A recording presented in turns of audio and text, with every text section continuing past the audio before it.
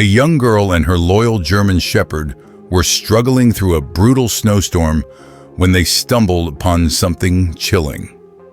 Half buried in the drifts lay a police car. Its windshield cracked, its engine silent.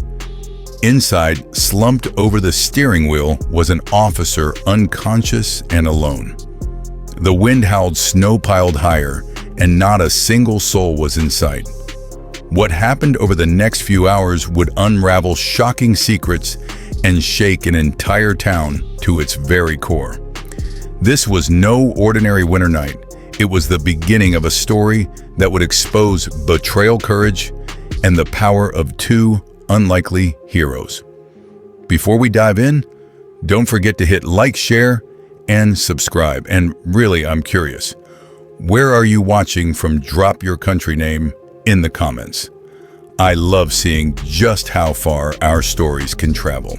Snow pounded the small mountain town, turning streets into endless white paths where even familiar houses looked like strangers. Emma Carter, just 10 years old, trudged forward through the storm, her red coat dusted with frost, her breath coming in sharp clouds. At her side bounded Duke, her 6-year-old German shepherd, his powerful body pushing against the wind ears, pricked nose low as if something unseen was calling him. They had left Grandma's house only an hour earlier, but the blizzard had erased the world she knew. Every step sank deep into the snow, and Emma's mittened hand gripped Duke's leash tightly, drawing strength from his presence. The storm howled like a living thing, drowning out every sound except Duke's steady bark. Then Emma saw it, a dark shape breaking through the wall of white. At first she thought it was a tree, but Duke growled. And that's when her heart skipped. Emma stumbled closer, her boots sinking into her knees in the drifts. The dark shape grew clearer beneath the blowing snow, and her eyes widened. It wasn't a tree at all. It was a car half buried. Its windshield cracked, its roof iced over. The emblem stamped across the shattered glass made her freeze. It was a police car. Her breath hitched as Duke lunged forward, barking furiously, claws scraping against the frozen metal. Emma pressed her mittened hands against the glass. Inside, slumped over the steering wheel, was a man in uniform. His skin looked ghostly pale, his lips tinged blue. "Sir, can you hear me?" Emma shouted, her small fists pounding against the window. The storm swallowed her voice. No response. The door handle was frozen solid, refusing to budge. Emma pulled until her arms ached, tears mixing with the icy wind. Duke howled, circling the car, barking into the storm like he understood the danger better than anyone. Something terrible had happened here. Emma's chest tightened as panic clawed at her. The officer inside wasn't moving, and the snow was rising fast around the car. She pressed her ear to the glass, and for a moment thought she saw the faintest fog of breath, but it was weak fading. "Come on, Duke," she cried, tugging the leash. The German shepherd bolted ahead, muscles slicing through the blizzard. Emma stumbled after him, falling to her knees once but forcing herself back up. Her red coat stood out against the endless white as she ran toward the dim outline of rooftops in the distance. By the time she reached the main street, her cheeks were streaked with frozen tears. "Help!" she screamed, her voice breaking. "Somebody, please. There's a policeman. He's going to die." Doors flew open. Villagers spilled out lanterns and flashlights, cutting weak beams through the snow. People gasped at the sight of Emma's bloody cheek and her frantic dog barking wildly. A crowd gathered, voices rising in alarm as she pointed back toward the storm. Without hesitation, they followed her into the night boots, crunching through the drifts, their fear swallowed by urgency. Emma wasn't just a child anymore. She was the lifeline between life and death.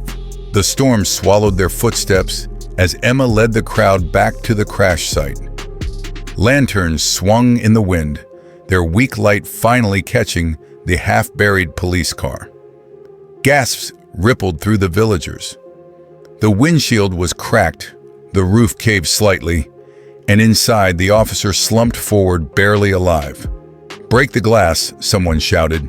Two men rushed forward with crowbars, striking the window again and again.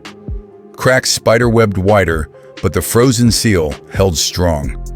Duke barked furiously, throwing his weight against the door as if urging them to hurry. Emma clung to her mother's coat, her eyes wide with fear. "Please," she whispered, "don't let him die." Finally, with one more blow, the window shattered.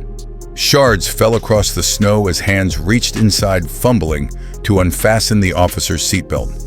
His body slumped forward, limp, pale, yet still faintly breathing. "He's alive," a villager cried. Relief surged through the group. Blankets were wrapped around him, and strong arms carried him toward a waiting truck. Snow whipped across their faces, but hope burned hotter than the storm. Emma's small voice rose above the wind. "We found him. We saved him." And the town pressed forward together, refusing to let death win. The hospital corridors buzzed with urgency as the officer was rushed through the doors. Doctors and nurses swarmed around him, attaching monitors, calling out vitals, working against the clock. Emma and her parents stood outside the glass window. Duke pressed firmly at her side, his warm breath fogging the pain. Minutes dragged into hours. Emma's small hands twisted together, her eyes never leaving the shadowy figure on the gurney. Then at last, the lead doctor emerged. He pulled down his mask, his face tired but steady. "He'll live," the doctor said. Emma's heart leapt, but the relief was short-lived. The doctor's voice lowered, heavy with unease. "But what we found in the car, it wasn't just an accident." Confused whispers swept through the waiting family. The doctor explained beneath the officer's seat was a sealed file. Inside were confidential documents, evidence tied to crimes no one in their town even knew existed. The officer hadn't been driving through the storm by chance. He'd been investigating something big, and someone had wanted him silenced. Emma hugged Duke tighter, her breath catching in her throat. The blizzard had revealed more than a crash. It had uncovered secrets dangerous enough to shake their quiet town to its core. News of the officer's survival spread quickly, but so did whispers of what had been found inside his car. By morning, the town square buzzed with uneasy speculation. Shopkeepers, teachers, and neighbors huddled together, voices low, eyes darting nervously, as though the storm had blown in more than snow. Sheriff Miller called an emergency meeting at the courthouse. He held up the recovered file with grim resolve. These documents tied to a network of crimes, smuggling, bribery, even disappearances. And it all points back to our town. The words landed like stones in the silence. Emma sat with her parents in the back row, Duke resting at her feet. She could feel the weight of the moment, even if she didn't fully understand the details. Adults argued in sharp voices, some in disbelief, others demanding answers. What unsettled everyone most wasn't just the crimes themselves, but the idea that trusted people, neighbors, maybe even friends could have been involved. Emma leaned down, stroking Duke's ears. "We found him for a reason, didn't we?" she whispered. Duke's steady gaze and thumping tail gave her the only reassurance she needed. The blizzard had passed, but a darker storm was only beginning to gather. Despite the fear gripping Oak Ridge, something remarkable happened in the days that followed.